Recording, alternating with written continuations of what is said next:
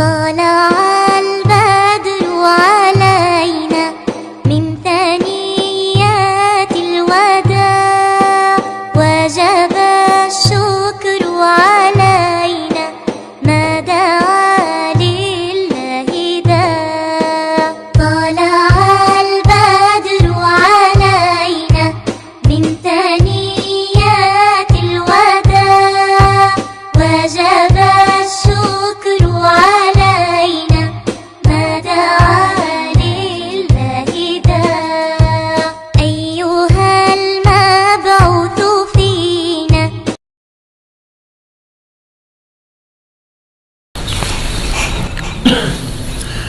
الحمد لله رب العالمين والصلاة والسلام على رسوله محمد وعلى آله وأصحابه أجمعين.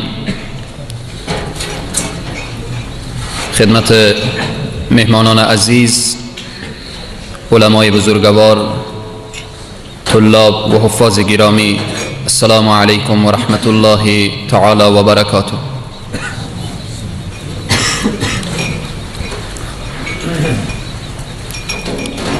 از الله سبحانه و تعالی تشکری می نماییم، سپاس آن ذاتی که برای ما توفیق این لحظات و این ساعتها و این فرصتها را داد و از مهمانان عزیزی که مشوق طلاب عزیز و حفاظ گرامی شدن دنیای را تشکری می کنیم. از موظفین مسجد جامع حضرت پیر هرات قدس الله سره العزیز، از آنها هم تشکری داریم که میزبانی این محفل را به دوش دارند. الله سبحانه و تعالی برای همه جزای خیر عنایت بفرماید. سروران عزیز و بزرگوار، همه ما و شما می‌دانیم که در شرایط کنونی فرزندانمان نسبت به خیلی موضوعایی که باید ندانند و آن موضوعها را نفهمند، اما امروز متاسفانه دشمن چنان وسایل‌های مبتذل را آماده کرده تا اینکه با آنها هم آشنا می‌شوند. ولی جوان ما در عمر 20 سالگی، در عمر 25 و 30 و 40 و تا حتی بسیاری از بزرگسالان ما نسبت به سیره پیامبر اکرم صلی الله علیه و سلم معلومات کافی ندارند. امشب چی شب مبارکی و این ماه چی ماه مبارکی. ما در آستانه 12 ربیع الاول قرار داریم. در روزهای قرار داریم که بهترین انسان به دنیا می آید و بهترین انسان از دنیا می رود. پس انشاءالله سر تا پا طلاب و حفاظ عزیز و گرامی به اصطلاح گوش باشند و همچنین دوستانی که تشریف دارند از الله توفیق می خواهیم که خداوند توفیق بدهد تا اینکه در لحظاتی که گرد هم جمع شدیم بتوانیم فقط فهرستوار زندگی نامه پیامبر اکرم صلی الله علیه و سلم را قبل از بعثت، بعد از بعثت و دوران هجرت را بسیار مختصرا بیان کنیم تا اینکه این جلسه امشب ما را وادار کند به مطالعه سیره پیامبر اکرم صلی الله علیه و سلم. از زمانی که ما از سیره پیامبر اکرم صلی الله علیه و سلم جدا شدیم، از زمانی که روش رسول معظم اسلام صلی الله علیه و سلم و طریقه جناب محمد رسول الله صلی الله علیه و سلم از بین جامعه ما و از بین خانواده ما و از بین کار و معامله ما دور شد، امروز امت به انحطاط و به تزلزل و اینها قرار گرفت. اصحاب جلیل القدر رسول معظم اسلام صلی الله علیه و سلم چنان بر سیره پیامبر اهمیت میدادند که یکی از صحابه روایت میکند، میفرماید طوری که ما بر فرزندان خود قرآن را تعلیم میدادیم، طوری که ما بر فرزندان خود احادیث پیامبر را تعلیم میدادیم، عین شکل سیره پیامبر اکرم صلی الله علیه و سلم را هم تعلیم میدادیم. اما امروز جامعه ما میبینیم به چشم سر تمام حرکات ما تا حتی غذا خوردن ما و معامله ما با سیره پیامبر اکرم صلی الله علیه و سلم هیچ موافقت ندارد. پس وقتی ما میلاد میگیم و از میلاد تجلیل میکنیم و 12 ربیع الاول را وقتی ما از او یادبودی داریم، باید ما زندگی خود را مطابق به زندگی نبی مکرم اسلام صلی الله علیه و سلم بگردیم. پس مختصرا ارتباط به موضوعات سیرت یعنی 63 سال عمر پیامبر اکرم صلی الله علیه و سلم را بسیار موجز و خلاصه بیان میکنیم تا اینکه فقط این نه سطح آگاهی دوستان را بلند ببرد، این گفته های ما و این حرف های امشب وادار کند دوستان را تا اینکه به مطالعه سیره پیامبر اکرم صلی الله علیه و سلم بپردازند. صلوات ختم بفرمایید.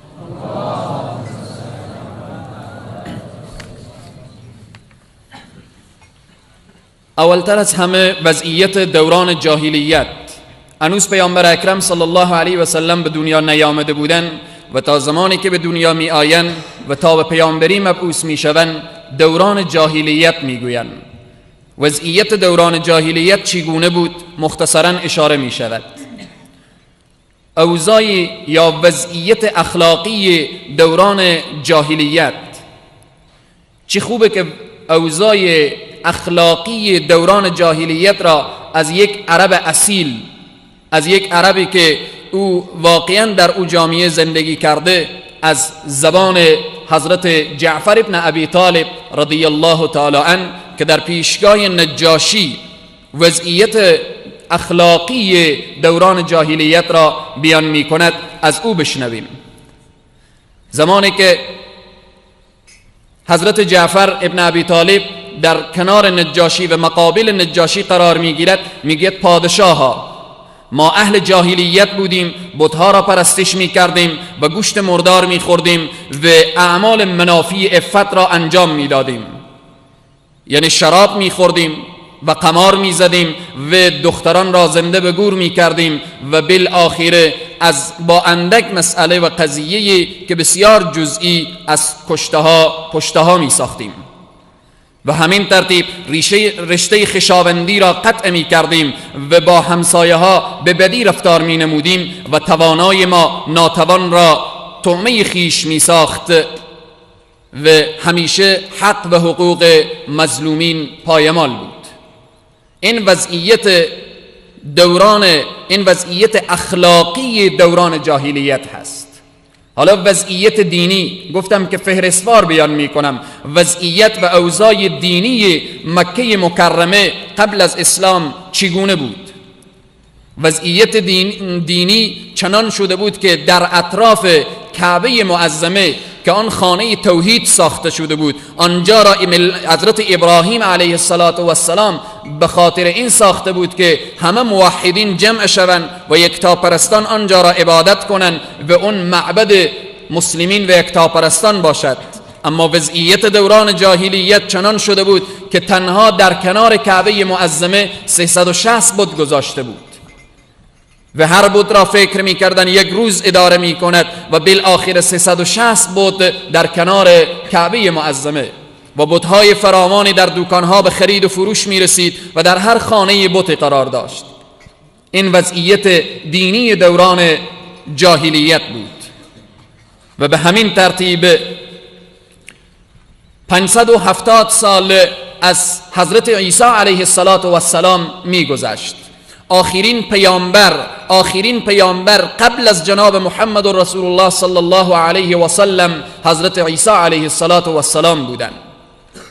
از حضرت عیسی 570 سال می گذشته، یعنی بسیار دیر شده بود که پیامبری بیاید برای هدایت بشر و جامعه عرب و جامعه آن وقت و زمان به گمراهی فرو رفته بودند، به بت و بت پرستی فرو رفته بودند. هر آنچه که خوششان می آمد او را عبادت می کردند و در کنار خدای واحد، خدایی که هیچ شریکی ندارد، خدایی که لیس کمثله شیء و هو السمیع البصیر، در کنار او خدای واحد 360 بت دیگر به نام بت‌هایی که هبل و عزا و لات و منات را پرستش می کردند.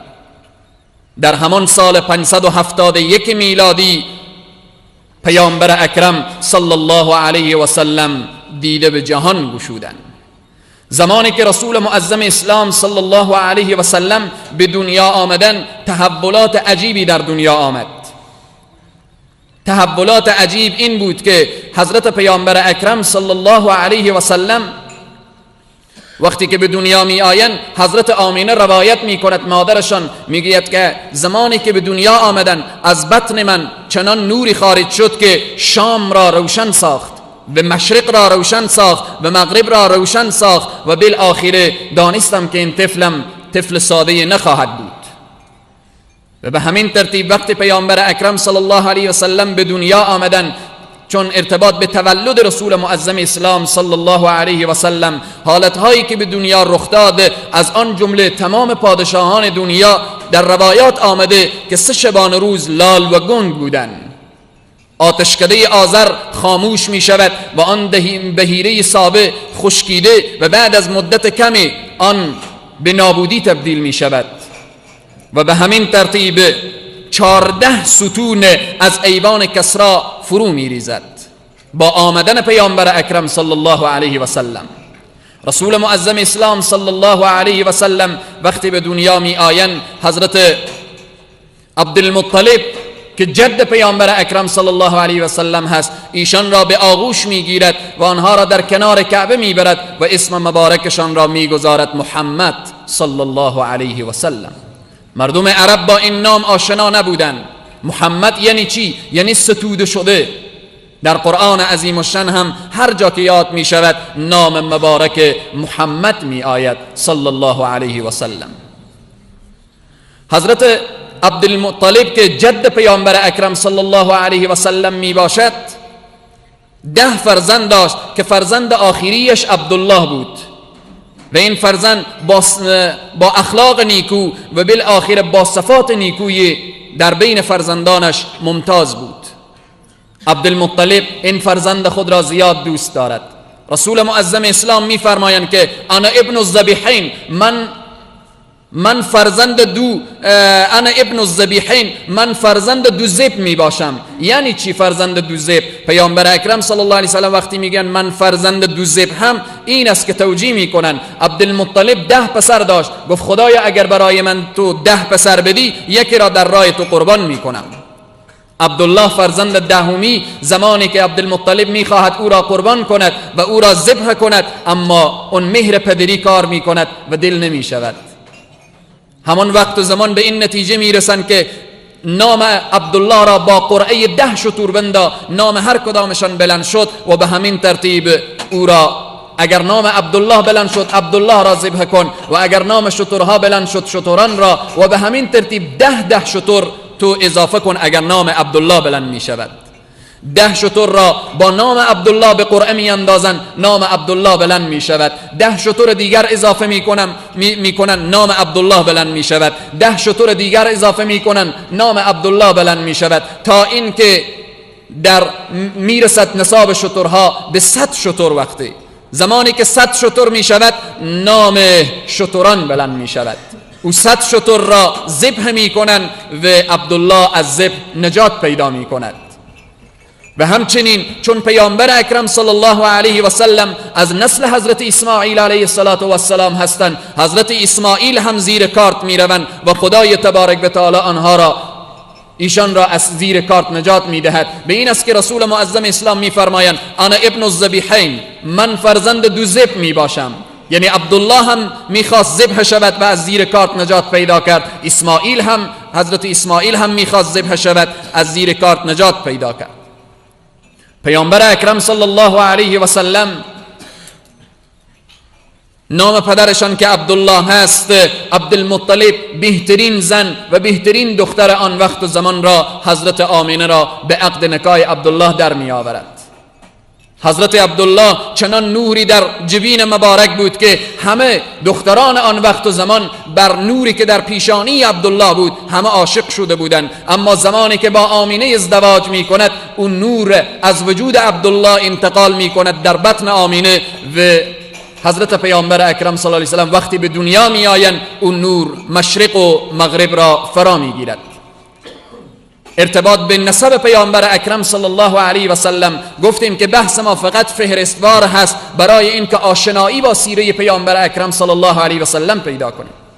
وقتی میگیم پیامبر اکرم صلی الله علیه و سلم از نسل حضرت اسماعیل علیه السلام می باشند، باید ما ارتباط به نسب پیامبر اکرم صلی الله علیه و سلم مختصرا معلومات داشته باشیم که یک اجداد پیامبر اکرم صلی الله علیه و سلم را بیان میکنم.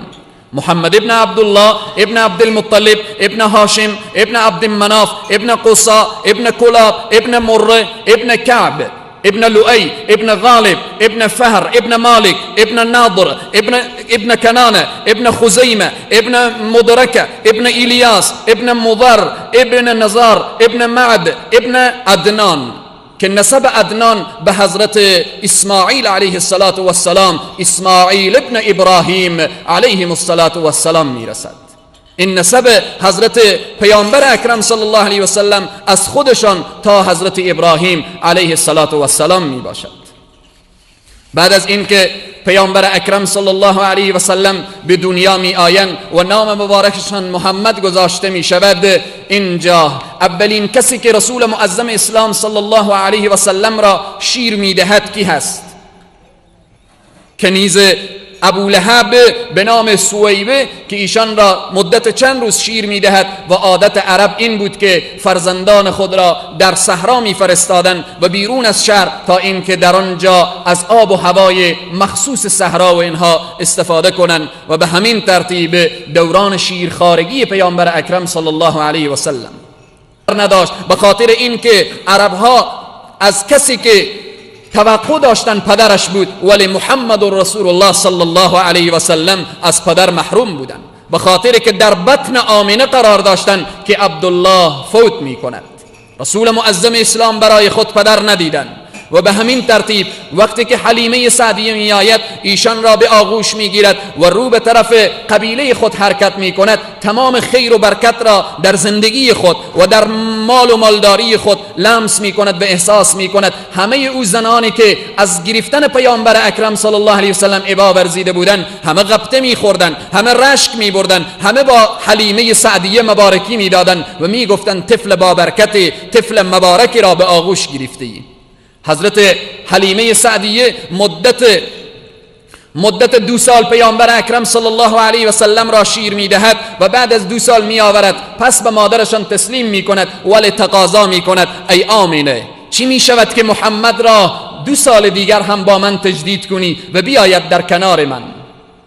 او حلیمه که اول پیامبر را نمی گرفت، حالا که خیر و برکت را در خانه و زندگی خود احساس کرده و لمس کرده، تقاضا می کند 2 سال دیگر پیامبر، البته پیامبر نمی دانستند، محمد را به دست من بده، 2 سال دیگر از او پرستاری می کنم.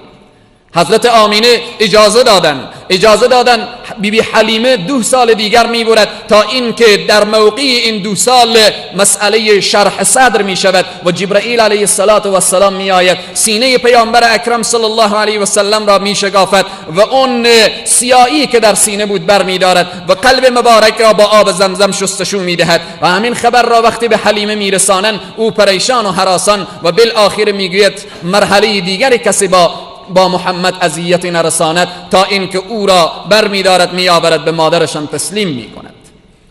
پیامبر اکرم صلی الله علیه و سلم در سن 4 سالگی به آغوش مادر قرار می گیرند، 2 سال در کنار مادر قرار دارند و در سن 6 سالگی وقتی می رسند مادر مهربان خود را هم از دست می دهند. وقتی مادر مهربان از دنیا می روند چگونه پیامبر اکرم صلی الله علیه و سلم را مادر بر می دارد، می آید طرف مدینه منوره که از اقوام و خویشاوندان خبر بگیرد، در وسط راه مادر فوت می کند. محمد رسول الله صلی الله علیه و سلم طفل 6 ساله اونجا بدون مادر می مانند، کسی پیدا می شود ایشان را به مکه می آورد. بعد از آن سرپرستی محمد رسول الله صلی الله علیه و سلم به دست بابو ایشان عبدالمطلب قرار می گیرد. حالا بهترین پدر، بهترین حاوی و مددگار عبدالمطلب هست. و به همین ترتیب در سن 8 سالگی رسول معظم اسلام قرار میگیرند، اون جد بزرگوار خود را هم از دست میدهند.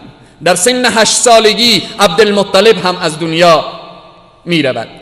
سرپرستی پیامبر اکرم صلی الله علیه و سلم به دوش ابو طالب عمو و کاکای با وفایشان می باشد و زمانی که سرپرستیشان به دست ابو طالب قرار می گیرد، ابو طالب چون بزرگ قوم بود و سفرهای داشت به طرف شام، رسول معظم اسلام در سن 9 سالگی قرار دارند. ابو طالب ایشان را بر می دارد که رو به طرف شام ببرد. در وسط راه یک راهب به نام بحیرا در آنجا قرار داشت. چون وصف نبی مکرم اسلام صلی الله علیه و سلم را در تورات دیده بود و آنجا وقت کاروان ابو طالب را دید، مشاهده کرد و اثرات او کاروان را دانست که خیر الانبیا، بهترین انبیا به خیر شخصیتی که اشرف انبیا می باشد همراه این کاروان هست. و بعدا ابو طالب را وقتی ملاقات کرد و پیامبر اکرم صلی الله علیه وسلم را وقتی این بحیرا دید، برای ابو طالب گفت که این فرزند را به شام نبر،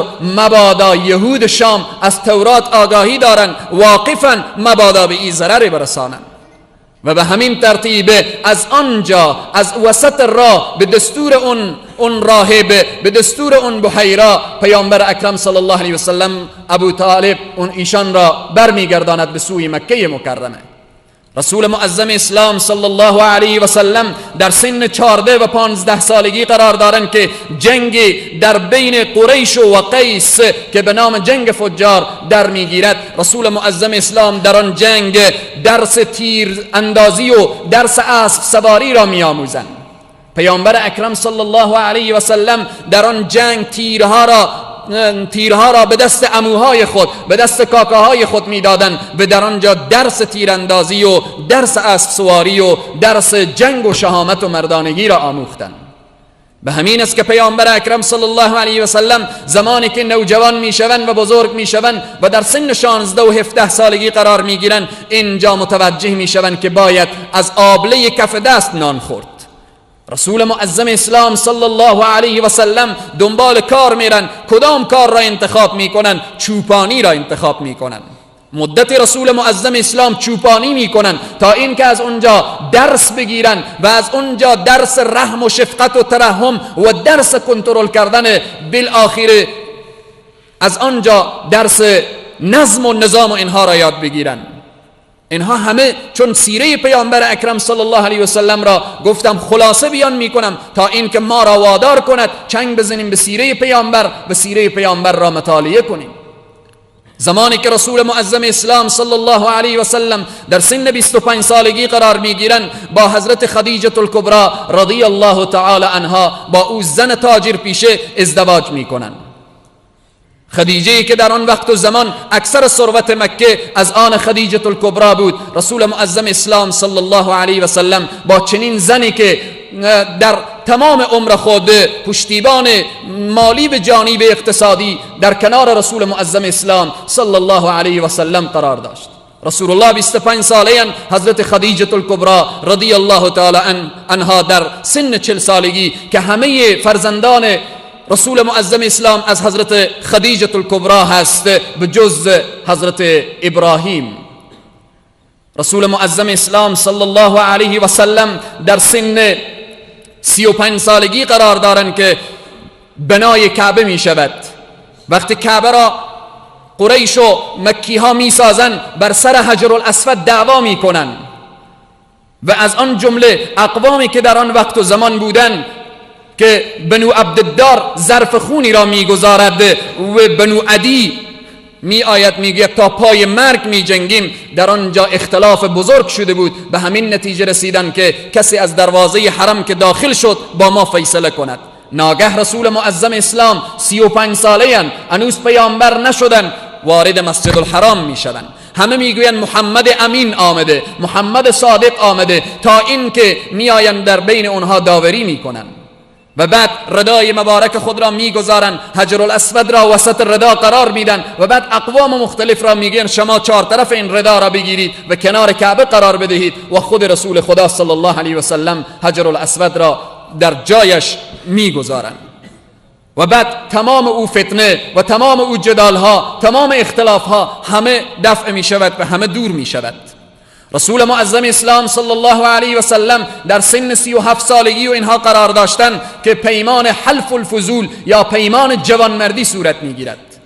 پیمان جوانمردی چگونه پیمانی بود؟ پیامبر اکرم صلی الله علیه و سلم خبر شدند که شخص به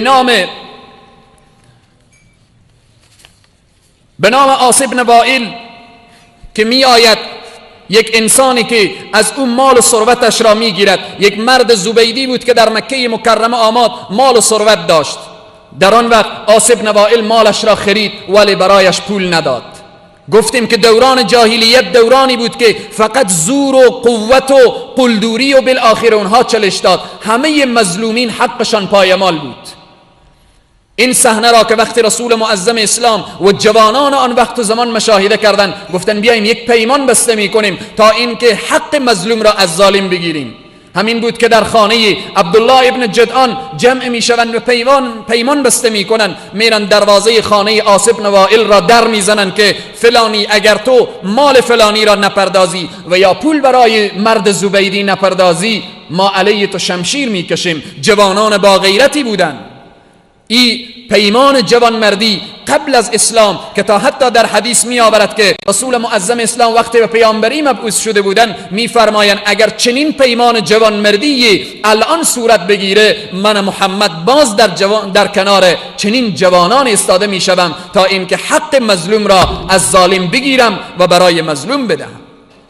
پیامبر اکرم صلی الله علیه و سلم در سن 38 سالگی و قریب به 40 سالگی قرار میگیرند. نگرانی عمیقی برای پیامبر اکرم صلی الله علیه و سلم دست میدهد. رسول معظم اسلام شبها و روزها فکر میکنند که این جامعه‌ای که دختران را زنده به گور میکند، این جامعه‌ای که غرق در شراب و در قمار هست، این جامعه‌ای که زنان را خرید و فروش میکند، این جامعه‌ای که هیچ عزت و حرمت برای اقشار جامعه همچون زنان و اطفال و یتیمها و اینها هیچ ارزش قائل نیست. رسول معظم اسلام شبها و روزها فکر میکردند. قرآن عظیم الشان میفرماید و ما کنت ترجو ان یلقى الیک الکتاب. ای پیامبر تو نمیدانستی که برای تو کتاب نازل می شود. رسول خدا نمیدانستند که پیامبر می شوند، نمیدانستند که دروازه وحی به رویشان باز میشه، نمیدانستند که اونها پیامبر خدا قرار می گیرند، ولی شبها و روزها به فکر بودند، ولی شبها و روزها فکر می کردند تا اینکه قریب به 40 ساله و بعد از آن از خانه حضرت خدیجه الکبری قضا بر می داشتند. جامعه آن وقت و زمان آنها را خسته کرده بود.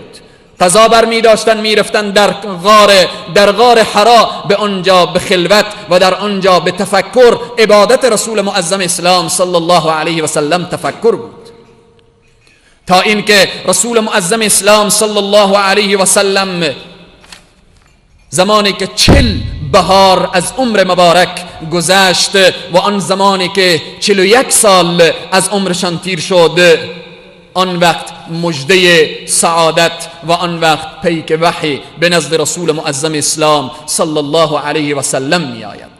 قبل از اینکه جبرائیل بیاید، قبل از اینکه پیامبر اکرم صلی الله علیه و سلم به پیامبری مبعوث شوند، آن لحظاتی که از خانه رو به طرف غار حرا می رفتن، در آن وقت سنگ صدا می کرد السلام علیک یا رسول الله. زمانی که از کنار درخت تیر می شدن، درخت صدا می کرد السلام علیک یا رسول الله. رسول معظم اسلام نمی دانستن که اینها کیا هستند. وقتی نگاه می کردن سنگ است، نگاه می کردن درخت است، نگاه می کردن اشجار و احجار هست. و به همین ترتیب چون این مقدمه بود که پیامبر صلی الله علیه و سلم متوجه باشند که الان پیک وحی جبرائیل علیه السلام می آید به ملاقاتشان. و به همین بود که رسول معظم اسلام در غار نشسته بودند، ناگه جبرائیل امین علیه السلام می آید به دروازه غار حرا، صدا می کند اقرأ، بخوان. رسول معظم اسلام نگاه می کنند که سبحان الله، می فرمایند ما انا بقاری، من خواننده نیستم. مرتبه دوم جبرائیل صدا می کند اقرأ، بخوان. رسول معظم اسلام می فرمایند ما انا بقاری. من خواننده نیستم. رسول خدا میگن به مرحله سوم این جبرائیل که نمی شناختن این جبرائیل هست، میگن آن کسی که آمده بود مرا به آغوش گرفت و چنان فشار داد که احساس کردم تمام استخوان‌ها هم به هم ریخته و بعد گفت اقرأ باسم ربک الذی خلق الانسان من علق اقرأ وربك الاکرم الذی علم بالقلم علم الانسان ما لم یعلم. تا به این 5 آیه خواند و بعد جبرائیل علیه السلام رو به طرف آسمان ها حرکت کرد. رسول خدا میفرمایند که در آن لحظه جبرائیل را به حالت اصلی او دیدم که فضای شرق و غرب را بالهای جبرائیل پر کرده بود و به سوی آسمان حرکت میکرد و بعد میگفت که تبریک باد بر پیامبر آخر الزمان که برایش آیاتی از کلام خدا نازل شده. صلوات ختم بفرمایید.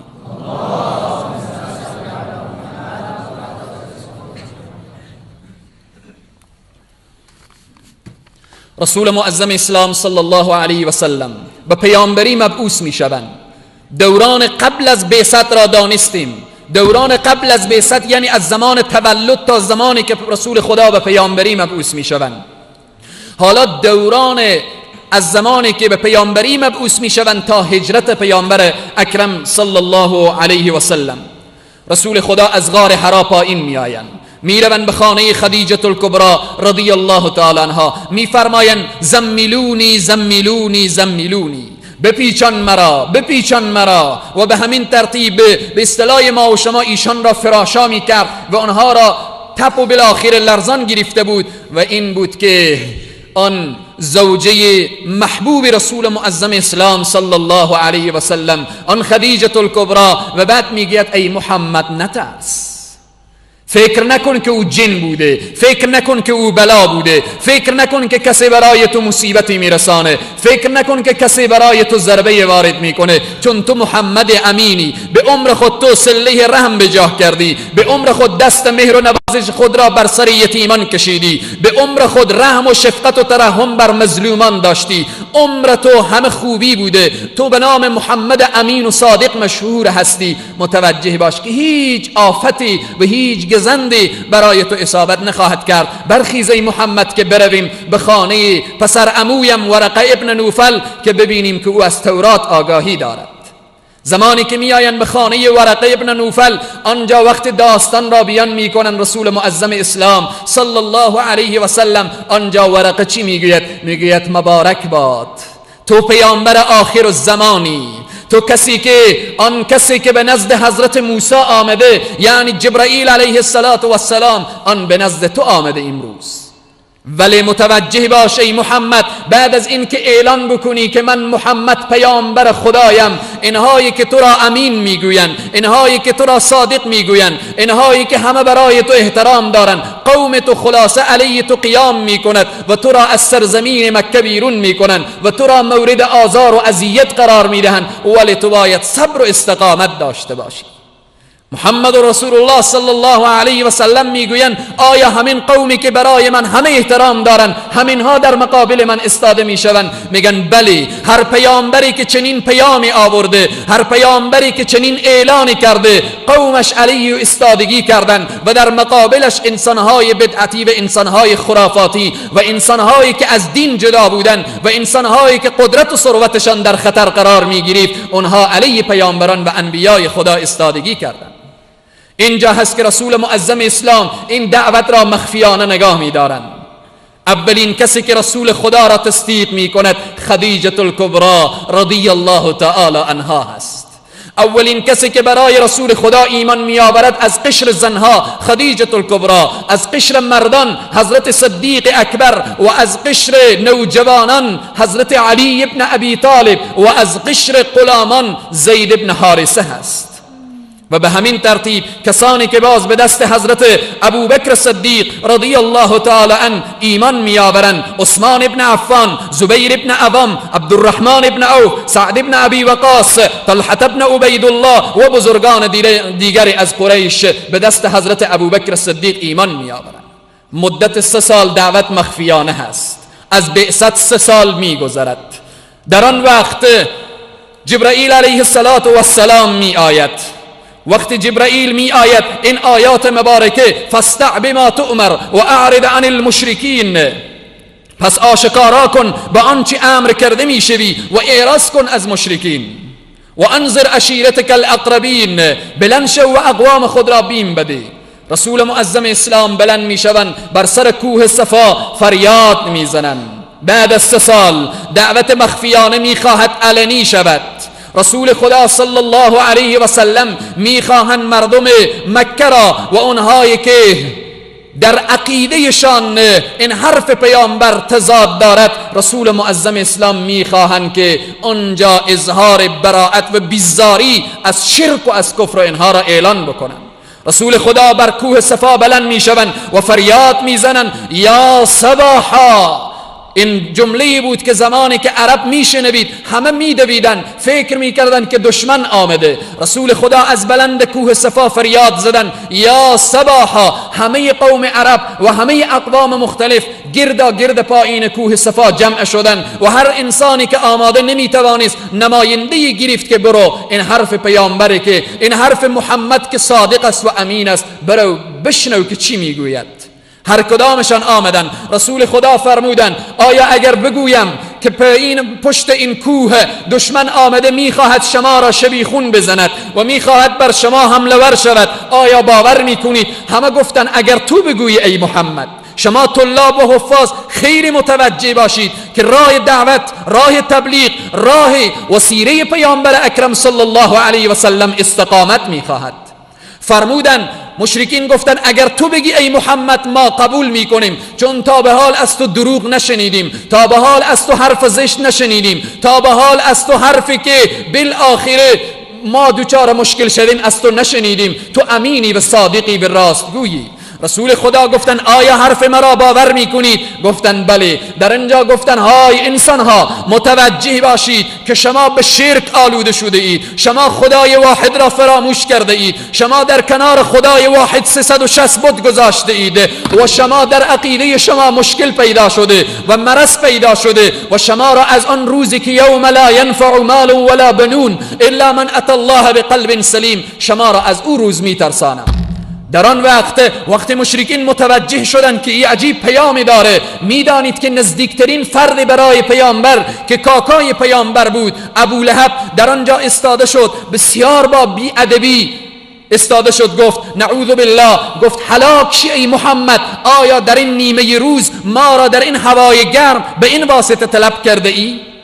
در این اثنا وقتی این حرف زشت را از زبان خود بیرون کرد، او خدایی که از فوق آسمان ها، او خدایی که جبرائیل را به نزد حبیب خود میفرستاد، جبرائیل علیه السلام را روان کرد و سوره تبت یدا ابی لهب را بر سر کوه صفا نازل کرد.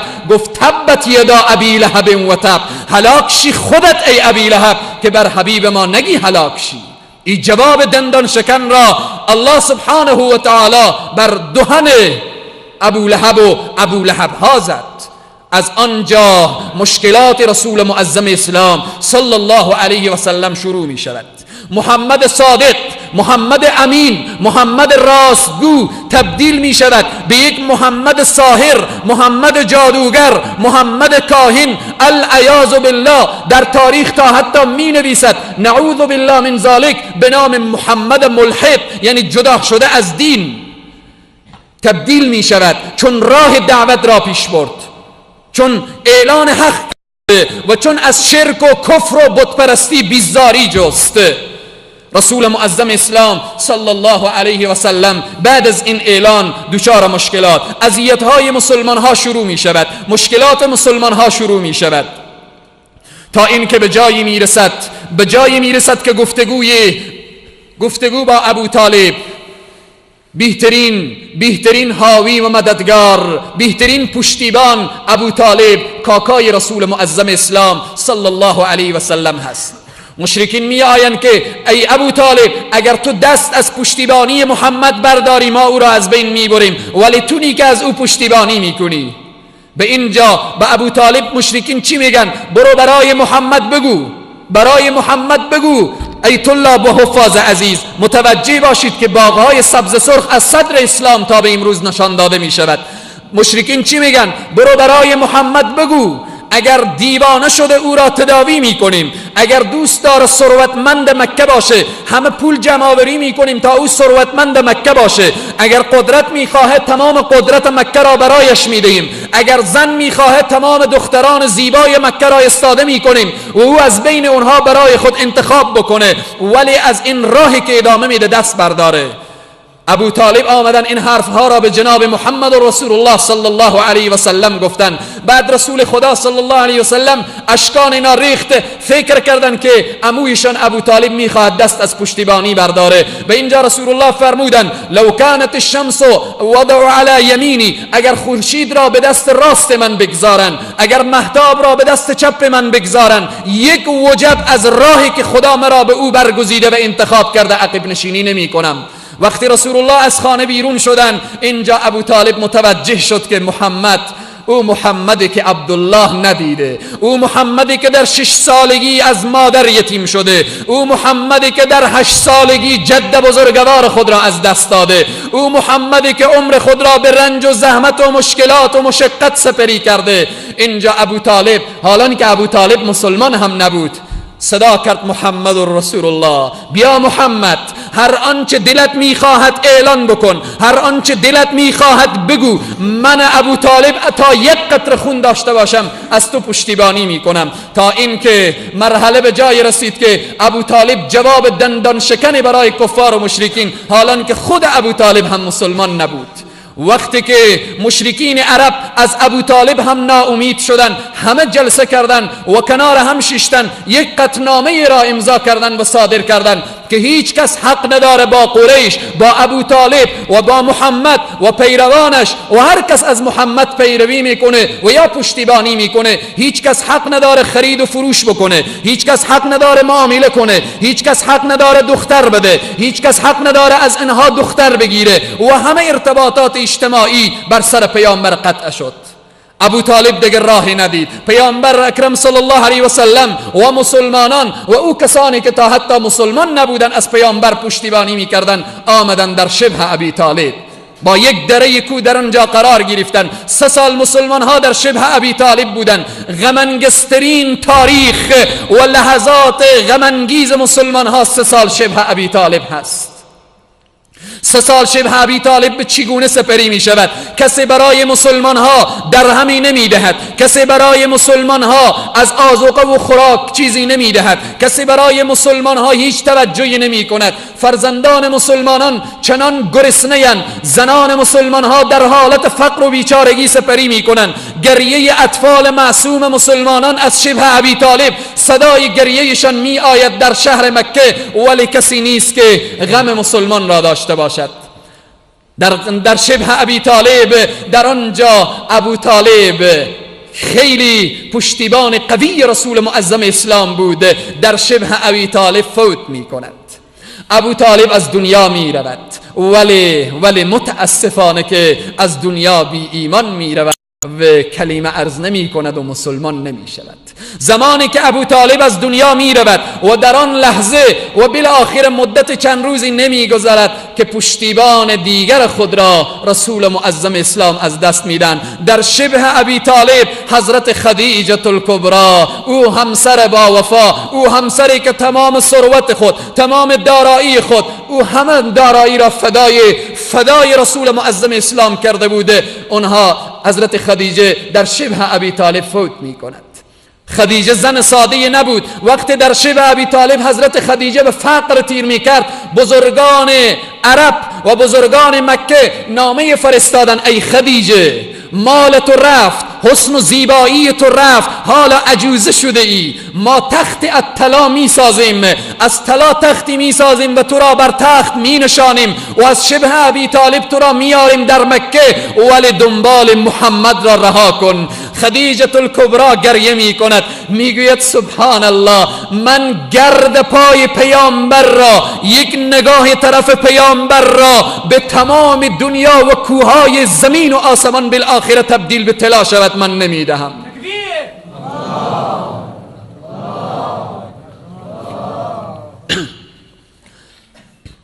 دو یاور خود را رسول معظم اسلام از دست می دهند. حالا او کسانی که در شبه ابی طالب برای مسلمان ها ضرر نمیرسان، یا به احترام ابو طالب یا به احترام خدیجه الکبری، این دو یاور بزرگ از کنار رسول خدا رفتن، از دنیا رفتن. رسول معظم اسلام صلی الله علیه و سلم جبرائیل آمد برایشان خبر داد، گفت او قطعنامه ای که دیوار کعبه زده شده، او قطعنامه را موریانه و اون کخک هایی که حسب اون مخلوقی که بالاخره یک شی را میخورن، گفت او را موریانه زده و بالاخره او را خوردن و او از بین رفته. در اینجا بود وقتی مشرکین متوجه میشن که او قطعنامه از بین رفته و بعد این قطعنامه بالاخره میشکنه، مسلمان ها میآیند در مکه، آزار و اذیت ها شروع میشود. از جمله آزار و اذیت ها کسانی که در راه اسلام شهید میشوند، اولین زن است که در راه اسلام فدا میشود حضرت سمیه. اونهایی که شکنجه میشوند بلال حبشی، اونهایی که شکنجه میشوند یاسر، اونهایی که شکنجه میشوند عمار، اونهایی که شکنجه میشوند حضرت ابوبکر و بالاخره آنهایی که شکنجه میشوند خود رسول معظم اسلام صلی الله علیه و سلم.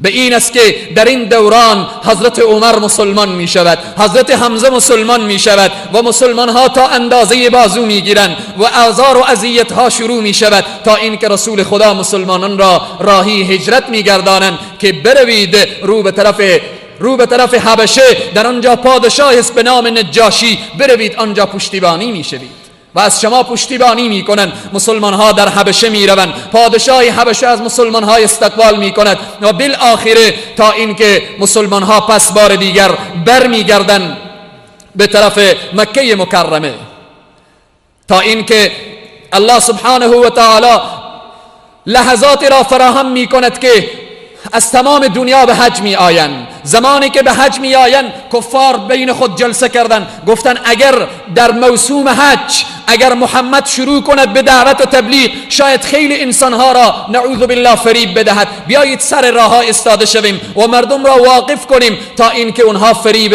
محمد را نعوذ بالله نخورند. سر راه ها وقتی اون داعیان مشرکین استاده هستند، وقتی مردم را تبلیغ میکنند، هر انسانی که با خبر نبود و خبر نداشت با خبر می شود و هر انسانی که از طرف شام و سوریه و یمن آمده بود پیش خود میگفت یک بار من باید این را ببینم چگونه شخصی هست. اما لحظه‌ای که به دیدار رسول خدا مشرف میشد و لحظه‌ای که چشمش به دیدار رسول خدا میافتاد، جا در جا ایمان می آورد و او هم به نفع مسلمان ها تمام شد. اونهایی که دشمنان تبلیغ داشتند که محمد ساحر هست و جادوگر هست، او تبلیغاتشان الله سبحانه و تعالی در نفع پیامبر و برای معرفی پیامبر کار می گرفت، تا اینکه مردم از مدینه آمدن در کنار رسول معظم اسلام صلی الله علیه و سلم. بیعت عقبه اولا صورت میگیره. 12 نفر از مدینه به دست رسول معظم اسلام مسلمان میشوند. وقتی 12 نفر مسلمان شد، اینجا حضرت مصعب ابن عمیر را رسول معظم اسلام صلی الله علیه و سلم میفرستند همراه این 12 نفر در مدینه منوره. به عنوان اولین سفیر حضرت مصعب ابن عمیر وارد مدینه منوره می شود، بر سر مردم مدینه منوره کار می کند تا اینکه سال بعدی حج دیگر حضرت مصعب ابن عمیر به همراه 73 نفر مرد و زن که آن را بیعت عقبه دوم می گویند، در کنار رسول خدا بیعت می کنند. وقت در مدینه منوره مسلمان ها از کنار او انصار او اوس و خزرج وقت متحد می شوند و به همین ترتیب رسول معظم اسلام مسلمانان را دستور می دهند که حال آهسته آهسته هجرت کنید طرف مدینه. مسلمان ها در نیمه شب، در نیمه روز، در حالت پنهانی حرکت می کنند طرف مدینه منوره، که از اون کسانی که هجرتشان را شما در سیره حتما انشاءالله مطالعه کنید، هجرت ام سلمه خیلی واقعی عجیبی است. هجرت حضرت سهیل خیلی درس ها دارد. هجرت حضرت عمر رضی الله تعالی عنه و بعضی دیگر از صحابه که هجرت اونها، کتاب ها روی هجرت ام سلمه، کتاب ها ارتباط به هجرت حضرت عمر و هجرت به حضرت سهیل و اینها تحریر شده که گفتیم فهرستوار بیان میکنیم. دشمن دانست که مسلمان ها در جای دیگر پایگاه میگیرند، جای دیگری را انتخاب کردند. اینجا آخرین توطیه نافرجام قریش علیه رسول معظم اسلام صلی الله علیه و سلم. قریش در دار الندوه نشستن و در آنجا جلسه کردن و آیه قرآن اشاره می کند و اذ یمکروا بک الذین کفروا لیثبتوک او یقتلوک او یخرجوک. آن هنگامی که اونها جلسه کردن و مکر کردن و فیصله کردن یا پیامبر را بکشید یا پیامبر را حبس کنید یا پیامبر را اخراج کنید و به همین نتیجه رسیدن که از 10 قبیله جمع شوند و علی پیامبر و بر خانه پیامبر حمله کنند و پیامبر را از بین ببرند. رسول معظم اسلام صلی الله علیه و سلم قبلا واقف شدن، الله سبحانه و تعالی ایشان را واقف کرد. صدیق اکبر را که اجازه هجرت نداده بودند و بعد او را گرفته همراه خود حرکت میکنند به سوی مدینه منوره. رسول معظم اسلام صلی الله علیه و سلم 3 شب در غار ثور قرار دارند و بعد از آنجا حرکت میکنند طرف مدینه منوره. وقتی که رسول معظم اسلام صلی الله علیه و سلم به مدینه منوره میرسند، اولین کاری که میکنند نزدیک مدینه منوره مسجد قبا را میسازند و اولین کاری که میکنند مسجد قبا را میسازند و بعد از آن وارد مدینه منوره میشوند. آنهایی که در مدینه عاشق رسول الله بودند، آنهایی که در مدینه انتظار قدوم پیامبر را میکشیدند، همه در استقبال رسول معظم اسلام صلی الله علیه و سلم قرار دارند. قبل از اینکه ارتباط به این اشاره کنم، موضوعات مختصری که قبل از هجرت پیامبر صلی الله علیه و سلم ارتباط میگرفت، موضوع این بود که بعد از اینکه ابو طالب و حضرت خدیجه فوت میکنن، آزار و اذیت ها زیاد میشود. رسول الله به طائف میروند و زمانی که از طائف برمیگردند و طائف خیلی سفر دلخراش و خیلی غم انگیز هست که او را از تاریخ و از سیره پیامبر اکرم صلی الله علیه و سلم مطالعه کنید. فقط همان قدر اشاره میکنم در غزوه و در رفتن طائف، در آنجا پاهای مبارک خونالود میشود و رسول الله را بر سر سنگ ها از طائف بیرون میکنند. رسولی که دنیا و ما فیها به خاطرش پیدا شد، سر سنگ های بی عقلان و سر سنگ های سفهای مردمان طائف قرار میگیرد. وقتی که در مکه می آیند، سفر معراج رسول معظم اسلام صلی الله علیه و سلم، رسول الله از مسجد الحرام به مسجد الاقصی و از آنجا به آسمان ها و بهشت و اینها را دیدن میکنن و پس بر میگردن، چون این یک تفریح روحی و معنوی برای پیامبر اکرم صلی الله علیه و سلم بود. چون این 2 نکته ارتباط به قبل از هجرت میگرفت که قبلا از پیش ما مانده بود. حالا اونهایی که در قدوم پیامبر اکرم صلی الله علیه و سلم و به استقبال پیامبر اکرم صلی الله علیه و سلم قرار دارند، او دختران انصار و او طفلان معصوم انصار در استقبال رسول معظم اسلام چه زیبا می سرایند. رسول الله به همراه ابوبکر صدیق وارد مدینه منوره می شوند. آنها چی می سرایند و چی می خوانند؟ آنها می گویند طلع البدر علينا طلع البدر علينا من ثنيات الوداع وجب الشكر علينا ما دعا لله ذاع أيها المبعوث فينا جئت بالأمر المطاع جئت شرفت المدينة مرحبا يا خير ذاع جئت شرفت المدينة مرحبا يا خير ذاع. چقدر عاشق بودن. طلع البدر علینا، میگن خورشید بدر به طلوع کرد، خورشید از وجب الشکر علینا، واجب شده شکر ای برای ما. ایها المبعوث فینا جئت من بالامر المطاع جئت شرفت المدینه مرحبا یا خیر دا، خوش آمدی ای بهترین دعوت کننده. بعد از آن رسول خدا صلی الله علیه و سلم را به آغوش میگیرن، میبوین، میبوسن. رسول معظم اسلام صلی الله علیه و سلم وارد مدینه منوره میشوند. بعدن که وارد مدینه منوره شدن، اولین کاری که میکنن و کجا میروند؟ در خانه حضرت ابو ایوب انصاری که جد حضرت خواجه عبدالله انصاری قدس الله سره العزیز می باشند، در آن خانه داخل می شوند تا مدتی در آنجا و بعد از آن مسجد النبوی صلی الله علیه و سلم ساخته می شود. و بعد از اینکه مسجد نبی مکرم اسلام صلی الله علیه و سلم ساخته شد و در آنجا حجره ازواج مطهرات ساخته شد و پیامبر اکرم صلی الله علیه و سلم در سال اول هجرت قرار دارند. من و شما 40 سال قبل از بعثت را اشاره کردیم، 13 سال دوران بعثت را اشاره کردیم. رسول معظم اسلام 13 سال در مکه مکرمه کار کردند، حالا آمدن در مدینه منوره. به طور خلاصه و فشرده 10 سال مدینه منوره را بیان میکنیم.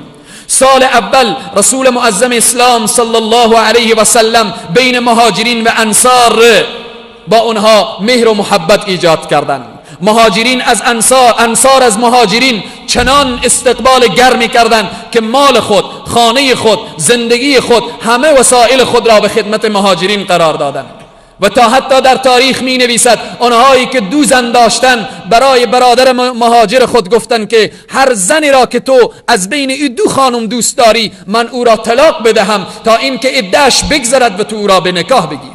چقدر جان فداهی و جان نثاری انصار در مقابل مهاجرین. و تا حتی باز همت مهاجر را ببینید، مهاجر نبود که تمام مال انصار را تصاحب و صاحب شود، ولی مهاجر به انصار میگه تشکر برادرم، ولی راه بازار را برای من نشان بده، اون جایی که کار و کارگری هست برای من نشان بده تا من برم از آبله کف دست قضا به دست بیارم و بالاخره معیشت و زندگی خود را پیش ببرم. سال اول هجرت رسول معظم اسلام صلی الله علیه و سلم سالی بود که محبت و مودت و دوستی بین انصار و مهاجرین و اینها برقرار شد و کارهای دیگری که انشاءالله دوستان در تاریخ مطالعه کنند.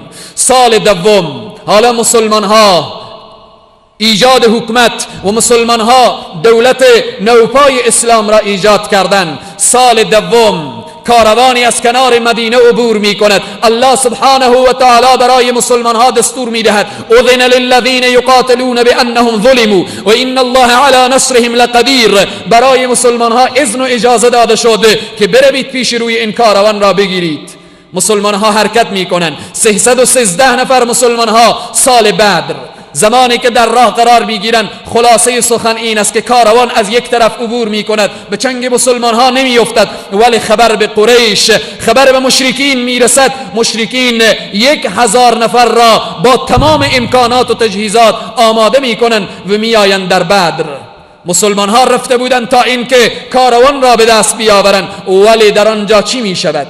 در آنجا 1000 نفر مسلح در مقابل مسلمانان قرار میگیرد. آنجا مسلمانانی که بدون امکانات، بدون تجهیزات، مسلمانانی که سلاح و اسلحه درست و صحیح نداشتند، زمانی که صفوف مسلمین و صفوف کفار زمانی که صف آرایی می شود، رسول الله دستان خود را در این غزوه بلند می کنند. یا الله اگر این لشکر کوچک امروز شکست بخورد، دیگر در روح زمین عبادت نمی شوی، دیگر در روح زمین از اسلام و از قرآن و از دین خبری نیست. به خاطر که آخرین پیامبر منم، به خاطر که آخرین امت این 313 نفرن، یا الله اگر امروز اینها شکست بخورند، دیگر در روح زمین پرستش نمی شوی. در آن وقت بود که الله سبحانه و تعالی 3000 ملائکه، آیه دیگر می فرماید 5000 5000 ملائکه در صفوف مسلمان ها انداخت و لشکر کفار را شکست داد.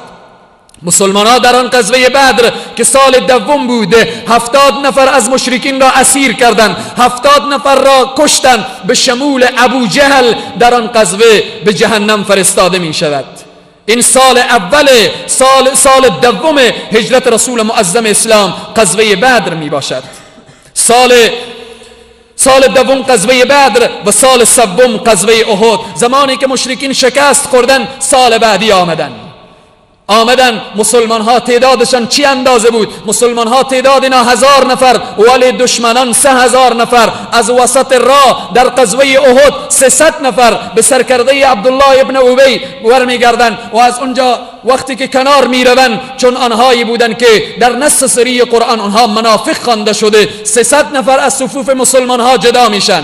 به صدر اسلام که در کنار رسول خدا 300 منافق باشه، امروز باید ما و شما متوجه باشیم و بیدار باشیم و هوشیار باشیم. مسلمان ها 700 نفرن و در غزوه احد دشمن به 3000 نفر. در آنجا به مرحله اول به مرحله اول مسلمان ها شکست میخورند و بعدا پیروز میشوند. غزوه احد غزوه غم انگیز هست. در غزوه احد 70 مسلمان شهید میشود. در غزوه احد حضرت حمزه شهید میشوند و تا حتی مسلح میشوند و در آنجا گوش و بینی حضرت حمزه و جیگر حمزه پاره پاره میشود. دندان رسول خدا شهید میشود. رخسار رسول خدا خونالود میشود. و در آنجا بود که مشرکین و ابو سفیان که هنوز مسلمان نشده بود استاده شد، گفت امروز با دیروز، یعنی در بدر 70 تا کشتید، ما امروز در احد از شما 70 تا را کشتیم. در بدر اگر ابو جهل را کشتید، امروز حمزه شما را کشتیم. اینجا رسول الله با ابو بکر صدیق میگن بلند شو، بگو هرگز برابر نیست. کشته هایی که دیروز ما اونها را کشتیم، کشته های دیروز در جهنم قرار دارند و کشته های امروز در منقاره های مرغان سبز در بهشت برین پروردگار عالم سیر میکنند. هرگز برابر نیست. سال دوم غزوه بدر، سال سوم غزوه احد بود. سال چهارم هجرت غزوه ذات الرقا که به طرف اهل نجد، که مسلمان ها در این غزوه آنقدر مشکلات دیدن که ایرا ذات الرقا میگوید پاهای مسلمان ها چون پیاده روی زیاد داشته چنان شق شده بود و چنان بالاخره به حالتی رسیده بود که پاهای خود را صحابه دستمال میبستن و پاهای خود را با لته محکم میبندیدن و به همین ترتیب با هر 7 نفر و یا 6 نفری یک شتر میرسید که به ترتیب او را سوار میشدن. بسیار غزوه سنگینی برای مسلمان ها بود که او را غزوه ذات الرقا میگویند. سال پنجم غزوه خندق، سال پنجم هجرت غزوه خندق یا جنگ احزاب که 10,000 لشکر دشمن تمام همه دست به دست هم داده بودند، همه قبایل کفر و مشرکین دست به دست هم داده بودند تا مسلمانان را از بین ببرند. او را خندق میگویند چون به دستور و مشوره حضرت سلمان فارس گرد مدینه منوره را حفر کرده بودند، به خندق کنده بودند و در آنجا مسلمان ها به حالت قرار داشتند که قرآن میفرماید اذ زاغت الابصار و بلغت القلوب الحناجر و تظنون بالله الظنونا. در آن جایی بود که چشمان مسلمان ها خیره شده بود. غزوه‌ای بود که قلبان مسلمان ها به تپش افتاده بود. حالتی بود که خود پیامبر اکرم صلی الله علیه و سلم در آن غزوه یک صحابه آمد که یا رسول الله من چند روز چیزی نخوردم و با شکم خود سنگ بسته کردم. رسول الله پیراهن خود را بلند کردند که با شکم رسول الله 2 سنگ بسته است. در آن غزوه‌ای بود که رسول الله 3 شبانه روز خواب به چشمشان نیامده بود. خود رسول معظم اسلام پیره می‌کردند. زنان مسلمان ها در شهر مدینه پیره می‌کردند ولی کل مردان مسلمانان گرد مدینه در کنار خندق قرار داشتند. برداریم سیره پیامبر را مطالعه کنیم، غزوات پیامبر را مطالعه کنیم، چقدر این دین به مشکلات و سختی ها به ما رسیده. سال پنجم غزوه خندق بود که در آن جنگی بود که 3000 تعداد مسلمانان 3000 بود ولی من 10,000 گفتم. تعداد دشمنان در آن جنگ 24,000 بود. مسلمان ها 3000 ولی دشمن 24,000 تا اینکه خدای تبارک و تعالی در این غزوه هم فتح و نصرت و پیروزی را از آن مسلمانان کرد و دشمن پا به فرار گذاشت. سال ششم هجری غزوه بنی مصطلق و ماجرای افک. غزوه‌ای بود که وقتی رسول الله از این غزوه برگشتن در وسط راه منافقین توطئه کردند، بر عایشه صدیقه رضی الله تعالی عنها با ام المؤمنین به زوجه پیامبر تهمت زدند و العیاذ بالله او را در او غزوه زناکار خواندند. این بود که آیات قرآن نازل می شود ان الذين جاءوا بالافك عصبة منكم لا تحسبوه شرا لكم بل هو خیر لكم. به همین است که آیه می فرماید الی آخر هذا سبحانك هذا بهتان عظیم. چندین آیه به شأن پاکی حضرت عایشه صدیقه رضی الله تعالی عنها نازل می شود. در سال ششم غزوه بنی مصطلق و ماجرای افک و همچنین چندین آیه به شأن پاکی عایشه صدیقه، اینها همه درس داره. وقتی با زن پیامبر، با زوجه پیامبر، با دختر صدیق اکبر، با کسی که در خانه پیامبر زندگی میکنه منافق تهمت بزنه، آیا امروز من و تو میخواهیم که از او پاک بمانیم و در مقابل من و تو هیچ حرکتی نداشته باشه. پس اینها همه درسه. فقط گفتم که این جلسه ما فقط به طور خلاصه و فشرده که ما را وادار بکنه تا اینکه در آینده ما این موضوعات را مفصل بالاخره مطالعه بکنیم و تحقیق کنیم. سال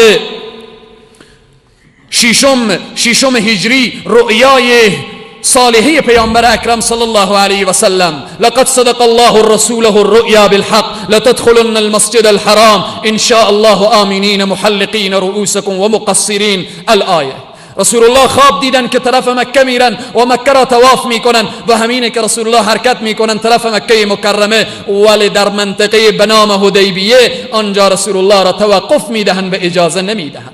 در آنجا حضرت عثمان را به مکه روان میکنن و خبر شهادت حضرت عثمان به رسول الله میرسد. رسول الله با صحابه بیعت میکنن که آن را بیعت الرضوان میگویند. قرآن بیان میکند لقد رضی الله عن المؤمنین اذ یبایعونک تحت الشجره.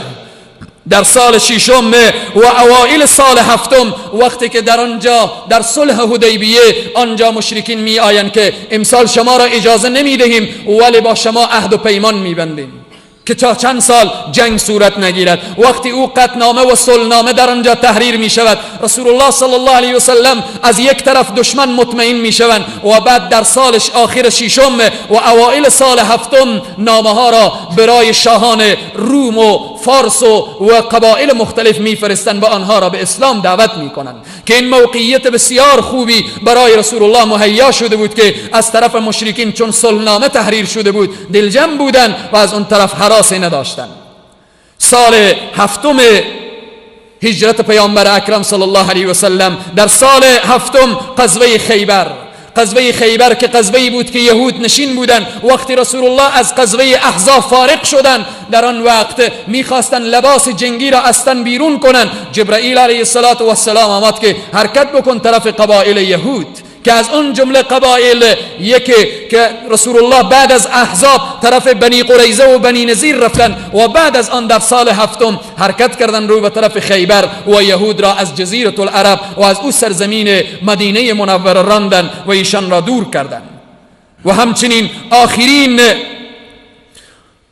سال هشتم که فتح مکه مکرمه هست. سال هشتم مسلمان ها وقتی می آیند مکه مکرمه را فتح می کنند. بعد از مکه مکرمه غزوات دیگری می شود که همچون غزوه حنین و غزوات دیگری که پیامبر اکرم صلی الله علیه و سلم او غزوات و فتح و نصرت و پیروزی نصیب مسلمان ها می شود. مکه مکرمه وقت فتح می شود رسول معظم اسلام و او صحابه زمانی که مردمانی که آنها را در نیمه روز و در نیمه شب پا به فرار آنها را گذاشتن، آنهایی که مال و ثروت خود را در مکه گذاشته بودند و هجرت کردند، اما آنها در مکه چی فیصله میکنند؟ رسول الله میفرمایند که هیچ کس نمیتواند به خانه کسی تعرض کند، هیچ کس نمیتواند کسی را به قتل برساند، هیچ کس نمیتواند به مال کسی دست درازی کند، هیچ کس نمیتواند کسی را بالآخره به جرم و بالآخره به جنایتی که با او صورت گرفته در مقابلش امروز استادگی کند. امروز باید علیه همه رحم و شفقت و ترحم و اینها در کنار همه و با همه رحم و شفقت و اینها قرار بگیرد. به همین ترتیب رسول الله این اعلان را میکنند. همه اونهایی که در مکه قرار داشتند آنها را در امن و امان قرار میدهند و رسول الله در مکه مکرمه اون بت‌هایی که در آنجا قرار داشت آنها را در سال هشتم و سال نهم دستور میدهند که بت‌ها از مکه مکرمه و از داخل حرم دور شود.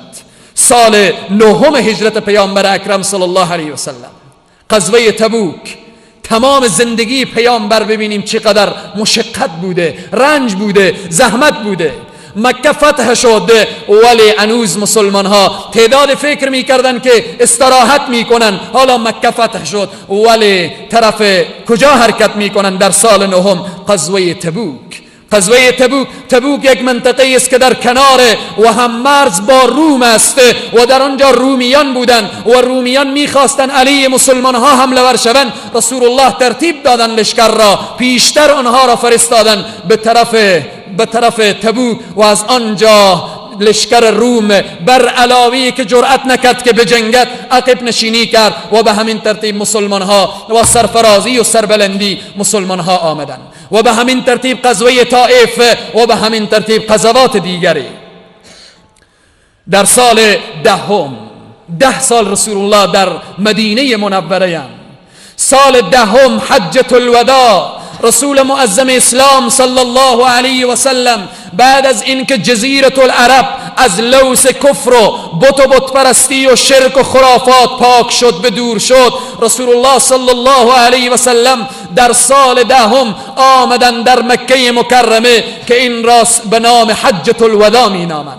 رسول الله خطبه های خواندند در منا و در عرفات و در آنجا ارشاد فرمودند که آیا دین خدا را برای شما رساندم؟ آیا پیام خدا را به شما رساندم؟ آیا آنچه که خدا برای من گفته بود برای شما رساندم؟ آیا وظیفه خود را ادا کردم؟ همه اون جمعیت 100,000 نفری صحابه همه اقرار کردند که بله یا رسول الله، تو وظیفه خود را درست و صحیح انجام دادی. آنجا هست که در عرفات آیه الیوم اکملت لکم دینکم و اتممت علیکم نعمتی و رضیت لکم الاسلام دینا نازل می شود. آن وقت این آیه نازل شد، اینجا دانسته شد که دین تکمیل شد. الله از این دین راضی هست و به همین ترتیب رسول معظم اسلام صلی الله علیه و سلم وقتی که از حجة الوداع با او جمعیتی که بیش از 100,000 صحابه در آنجا بوده با اونها وداع میکنن و راهی مدینه منوره میشوند. وقتی رسول معظم اسلام صلی الله علیه و سلم به مدینه منوره میرسن و در آنجا در آخر ماه صفر، در اخیر همین ماهی که قبل از این ماه قرار دارد، قبل از ماه ربیع الاول، برای رسول الله کسالت و بیماری پیش می آید. رسول معظم اسلام صلی الله علیه و سلم از آخر ماه صفر که سال 11 هجری هست بیمار می شوند و اینجا توصیه های دارن، وصیت های دارن، خطبه های دارن و ارشادات دارن برای صحابه که انشاءالله اونها را در تاریخ و در سیره انشاءالله مطالعه میکنیم. آخرین نگاه رسول معظم اسلام به سوی امت در حالی که برای نماز صف بسته بودن، رسول الله برای صدیق اکبر گفتن برو ای ابو بکر پیش نماز شو و امامت بده. رسول الله به جماعت آمده نمیتوانستند، رسول الله به بستر بیماری افتاده بودند. رسول معظم اسلام آخرین نگاهشان این بود که میگه اون پرده‌ای که از اون خانه ازواج مطهرات بود کنار زده بودن، صفوف صحابه را نگاه میکردن و نماز صحابه را نگاه میکردن. رسول معظم اسلام صلی الله علیه و سلم در آخرین لحظات خود از جمله ارشاداتی که فرمودن این بود که یهود و نصارا را لعنت کردن و فرمودن که متوجه باشید که به دام یهود و نصارا نیفتید که خدا یهود و نصارا را لعنت کرده است و متوجه باشید که اینها خیلی مردمی هستند که امت را به سوی گمراهی میکشانند. این آخرین و توصیه های دیگری رسول معظم اسلام صلی الله علیه و سلم داشتند. به همین بود که رسول خدا در روز دوشنبه 12 ربیع الاول سال 11 بعد از زوال آفتاب وصل الحبیب الی الحبیب شدند. دوست با دوست وصل می شود. رسول معظم اسلام در سن 63 سالگی از دنیا تشریف می برند. هنگامی که از دنیا می روند صحابه یکایک می آیند، بعد از اینکه غسل و بعد از اینکه اونها را تکفین می شوند و کفن کرده می شوند یکایک می آیند با اونها نماز جنازه ادا می کنند. و بعد از آن رسول معظم اسلام صلی الله علیه و سلم را در حجره حضرت عایشه صدیقه که این تصویری که از طریق تصویرها و عکسها و اینها میبینید که اون گنبد خضرای احمد صلی الله علیه و سلم هست، اون حجره عایشه صدیقه ام المؤمنین رضی الله تعالی عنها می باشد. رسول الله در آن حجره دفن می شوند. بعد از اینکه رسول معظم اسلام از دنیا تشریف میبرند جمع صحابه همه با مشوره همدیگر کنار هم قرار میگیرند و صدیق اکبر ابوبکر صدیق را به عنوان جانشین و به عنوان خلیفه رسول الله صلی الله علیه و سلم قرار میدن و صدیق اکبر به عنوان جانشین و به عنوان خلیفه رسول معظم اسلام صلی الله علیه و سلم قرار میگیرند که افضل الناس بعد از انبیا حضرت ابوبکر هست و بعد از آن حضرت عمر جانشین می شوند و بعد از آن حضرت عثمان و بعد از آن حضرت علی و به همین ترتیب با زحمات و تلاش آن بزرگان بود که امروز ما از برکت اونها امروز گرد هم جمع شدیم و تجلیل از رسول الله می کنیم و تجلیل از میلاد می کنیم. بیاییم هر کدام ما و شما هدف از خواندن سیرت، هدف از جمع شدن، هدف از نشستن، هدف از یادبود رسول معظم اسلام این است که راه ما، روش ما، زندگی ما، حیات ما، همه لحظه به لحظه ما همه بر طریقه جناب محمد رسول الله صلی الله علیه و سلم باشه. امیدواریم که این موضوعاتی که مختصرا فقط میگه اگر آب دریا را نتوان کشید به قدر تشنگی باید چشید، فقط قطره بود که از سیره پیامبر اکرم صلی الله علیه و سلم خدمت شما تشنگان سیرت، تشنگان محمد رسول الله صلی الله علیه و سلم خدمت شما تقدیم کردم. اما میدانم که این قطره شما را سیراب نمی کند. امیدوارم که با سیره پیامبر اکرم صلی الله علیه و سلم همه چنگ زنید تا اینکه زندگی خود را ما مطابق به زندگی پیامبر، زندگی صحابه، زندگی بزرگان صدر اسلام قرار بدهیم. الله سبحانه و تعالی برای همه ما توفیق بدهد تا اینکه همیشه ما بر سیره پیامبر اکرم صلی الله علیه و سلم مأنوس باشیم، عاشق باشیم، همیشه سیره پیامبر اکرم صلی الله علیه و سلم را تحقیق کنیم و مطالعه کنیم. لقد کان لکم فی رسول الله اسوة حسنه، پیامبر برای شما بهترین اسوه حسنه هست. هر کس که در هر کاری که خواسته باشد که رمز موفقیت از آن او شود و بالآخر میتواند، اگر تاجر هست میتواند درس تجارت را از پیامبر بیاموزد، اگر ثروتمند است میتواند و بالآخر درس کار و معامله و تجارت را از پیامبر بیاموزد، اگر کسی اقتصاددان هست میتواند درس اقتصاد، اگر کسی راه صلح و آبادی و اینها را میخواهد باید درس از پیامبر اکرم صلی الله علیه و سلم، اگر کسی درس شجاعت و غیرت و سخاوت و جود و بخشندگی میخواهد باید سیره پیامبر اکرم صلی الله علیه و سلم را. همین است که حضرت سعدی میگوید، میگه خلاف پیامبر کسی ره گزید، خلاف پیامبر کسی ره گزید که هرگیز به منزل نخواهد رسید. والسلام علیکم و رحمت الله تعالی و برکاته. صلوات ختم بفرمایید.